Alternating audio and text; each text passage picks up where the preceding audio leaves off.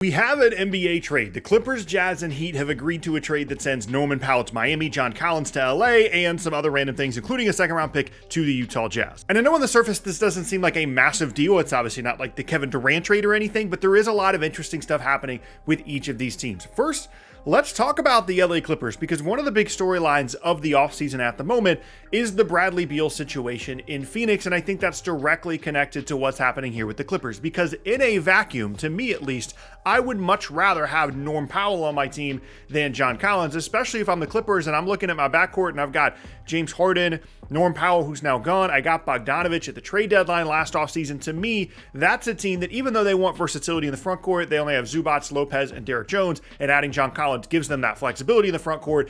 The roster kind of needed each of these guys, and so if I'm flipping one of them for the other, I personally would rather have Norm Powell, which to me means they're very invested in whatever is going to potentially happen with the Bradley Beal situation. In a vacuum, if they don't get Bradley Beal, this is like a B- to a C grade for me for the Clippers. I don't really understand it. I would much rather have Norm Powell. He was really good for them and really important for them, especially in games in which James Harden didn't play last year. Like, that's really, really important to have at this point in Harden's career. And I'm just not really a huge John Collins guy. So that part was definitely interesting. The team that I absolutely love the deal for is the Miami Heat. They gave up Kevin Love, Kyle Anderson, and a second-round pick to get someone in Norm Powell that is absolutely perfect for their roster. This feels like an offseason in which Miami doesn't really know what direction to go in exactly. They were in on the Kevin Durant thing, and then they were out on the Kevin Durant thing. They've got Andrew Wiggins that they've apparently been possibly trading to various teams. But to me, the lineup of Hero, Norm Powell, Andrew Wiggins, whoever else, plus Bam Adebayo,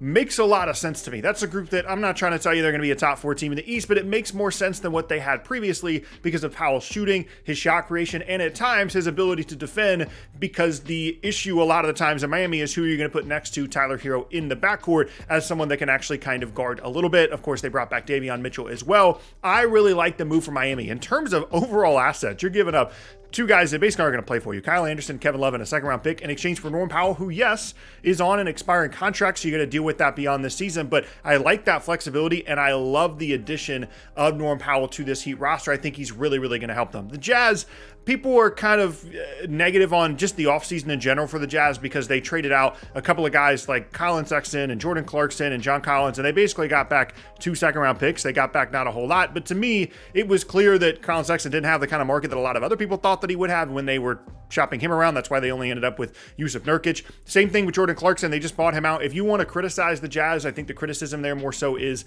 they should have traded those guys a year ago or 2 years ago rather than waiting until now when their value is a little bit lower. And then Collins is an expiring contract that teams just aren't really all that excited about, and I think that shows in the value given up in this deal. But to me, this all circles back to, like I said, the big situation happening in the league right now, and the thing I was going to make a video on before this trade happened, and that is Bradley Beal. Right now, it seems like Bradley Beal is going to negotiate a buyout in Phoenix to the amount of basically the mid-level exception. He's going to give up $14 million. He's going to make that up by signing with a different team to the mid-level exception once he gets bought out by Phoenix. There's plenty of reports that he doesn't actually want to do this. He doesn't want to take a buyout. He would like to stay in Phoenix, but the Suns just don't want him. They are willing to pay him to go away. They cannot get anybody to trade for him because of the no trade clause of it all, because of the giant contract of it all, and the only way that Beal is going to have any kind of market is as a free agent after a buyout. And so if that happens, all of a sudden you're looking at teams like the Clippers and the Heat that would be very involved in possibly adding Bradley Beal. Both those teams prior to this trade made a lot of sense to me as possible options, but this kind of looks like a trade where the Clippers are clearing out a spot potentially for Bradley Beal because him, James Harden, Bogdanovich off the bench, like that's a pretty decent backcourt, and you shore up your front court by bringing in John Collins. Whereas on the other hand, the Heat are trading for a guy basically into Bradley Beal's potential spot in Miami. Now, the Miami situation was a little bit more complicated when it came to Beal because the assumption is teams are going to offer him, 10, 11, 12, 13 million bucks, something close to that mid-level exception. And the Heat were kind of in a weird in-between spot here where they couldn't really offer Bradley Beal that much money without going over the tax, and then they're hard capped, and then all of a sudden you're paying the tax for a team that might be the 9th best team in the Eastern Conference. Pat Riley has said they probably don't want to pay the tax this year, so the Heat were always kind of a complicated Beal and or Damian Lillard destination as well, another guy that possibly could be on the move for them pretty soon as well. So maybe that's all this is the Heat looked at this and said, we're not going to get Bradley Beal, we need backcourt help. They talked to the Clippers and say, hey, it seems like you guys are maybe going to be the Beal team. Do you want to give up Norm Powell? Here's what we can do. And then they work the Jazz in as a third team. A super interesting deal that I think on the surface, everybody is just going to assume it means almost nothing, but it's really intriguing to me, the values for each of these players and how it relates directly to the Beal situation. The only other thing I could see here with Miami is this does technically open up a roster spot for them. So maybe this is their avenue towards like being pretty good this year, or at least a little bit better, because you're bringing in Norm Powell again for basically nothing. And then you open up that roster spot and maybe you just want to stash Damian Lillard for a year. Like you can pay him enough to where you're not going into the tax. He just really wants to be in Miami. It was clear that that was his preferred destination when he requested a trade from the Trailblazers in the first place. And you just kind of stash him now that you have this extra roster spot while also being a better team this year. I know that generally speaking, Miami Heat fans are down on their team. Jokic Jonas had a really, really rough first 2 games of Summer League. It's just Summer League, but a guy they were excited about has just not been very good.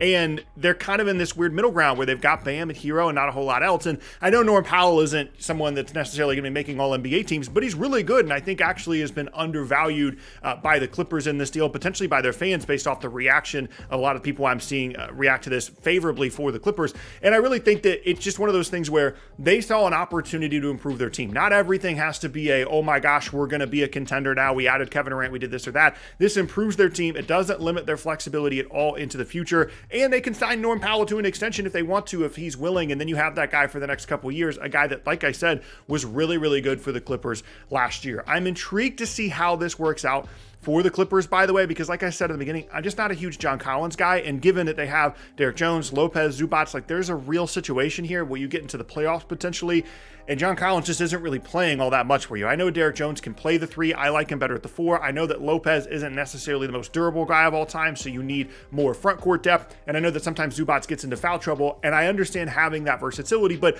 I know with this Clippers roster, Norm Powell's playing 25 minutes at least for me in the postseason if he's healthy. I'm not sure that's the case with John Collins, and there's no other benefit here. They're both expiring. There's really not that much of a difference between their salaries, and so ultimately there isn't an immediate benefit for this to the Clippers, and so I would give them, like I said, like a B- C grade. For the Heat, I would give it an A+, and for the Jazz, it's kind of an NA. Like you don't really grade these kinds of deals. You're getting a second-round pick out of John Collins, which I think is a win, but they probably could have done that with a bunch of teams around the league if any of them were interested in adding John Collins. So a super interesting deal, in my opinion, one I'm really intrigued to see how it affects potentially the rest of the offseason, but I do think there's a lot of really tangible on-court stuff happening with this deal for at least 2 of the teams, not the Jazz. This could also just be a sign of more moves to come around the league as well. It's been a pretty light offseason in terms of big-time moves, but the new league year just went through on Sunday, so now there's a little bit more flexibility for these teams. Teams actually kind of know what their rosters look like, so maybe it's a little bit easier to make moves. So maybe this is just the start of maybe the floodgates opening potentially in what has been a pretty disappointing offseason so far overall, just in terms of the volume of moves.